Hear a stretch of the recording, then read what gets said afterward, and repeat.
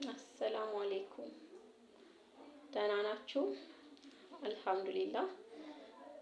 ዛሬ የምንነጋገረው እንግዲህ ስለ መጀመሪያ ክትትል ላይ ነው። የመጀመሪያ ክትትል ስላችሁ አንድ እናት ነፍሰ ጡር መሆኗን ካወቀች ቀን ጀምሮ እስከ 12 ሳምንት በፊት ቢሆን የተመረጠ ነው።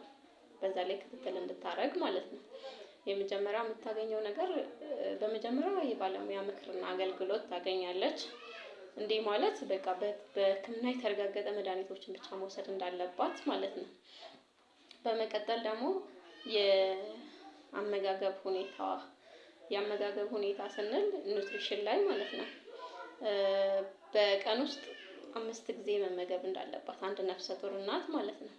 ያም ስንል ደግሞ ቁርስ በልታ ከቁርስና ከምሳ መሀል ያለው ከምሳና ከእራት መሀል አንዴ እያደረገች መመገብ ያለባት ነው።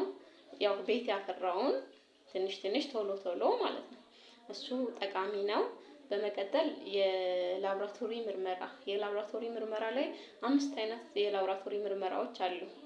እሱን ታይታ ለምሳሌ ከዛ ውስጥ አርኤች ብሌድ ግሩፓ ታይቶ አርኤች ኔጌቲቭ ከሆነች 7 ወር ላይ የምትወስደው መድኃኒት ስላላት እሱን ለመውሰድም ይረዳታል። በመቀጠል ኤችአይቪ ምርመራም ታደርጋለች። ኤችአይቪ ምርመራ ስታደርግ ልጇም እሷም ነፃ ሆኖ ማለትም ጤናማ የሆነ ልጅ መውለድ እንደምትችል ማለት ነው። በመቀጠል ዋነኛውና አስፈላጊው ነገር የአልትራሳውንድ ምርመራ ነው። አልትራሳውንድ ምርመራ ስታደርግ አንድ እናት መጀመሪያ የፅንሱ ሁኔታ ይታያል። ፅንሱ ላይ ኖርማል ነው አብኖርማሊቲ አለው የለውም የሚለው ነው። አሁን ኖርማል ከሆነ ከ9 ወር ቀጥላ ሰላም የሆነ ልጅ ትወልዳለች ማለት ነው።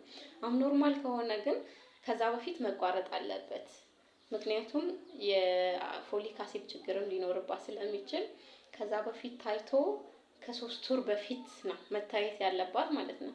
አንድ እናት ፅንሱ ማይሆን ከሆነ እስከ 9 ወር ድረስ ተሸክማ መሄድ እንደሌለባት በጣም ጠቃሚ የሆነው የአልትራሳውንድ ነው ማለት ነው። ስለዚህ እባካችሁን በቅድሚያ ነፍሰ ጡር ከሆናችሁ መታችሁ እዚህ ምርመራ ማድረግ አለባችሁ። አልትራሳውንድ በተለይ ማለት ነው። በጣም ይረዳል፣ አሪፍ ነው። እና በመቀጠል ያው እኛ ጋር ደግሞ የሚሰጡ የኤምኤምኤስ የምንለው 15 ንጥረ ነገር ከውስጥ ያለው ከአይረን እና ፎሊክ አሲድ ጭምር ሁሉም ቫይታሚኖች ያሉበት 15 ንጥረ ነገሮች ከውስጡ የሚገኙ ለ3 ወር ከ10 ቀን እንሰጣለን። እሱም በጣም ለልጇ እድገትና ለሷም ይጠቅማታል ማለት ነው። ጥያቄ፣ ሀሳብ፣ ኮሜንት ካላችሁ እዚሁ ላይ አስቀምጡልኝ። በመቀጠል እንድሰራላችሁ የምትፈልጉም ካለ አስቀምጡልን። አመሰግናለሁ።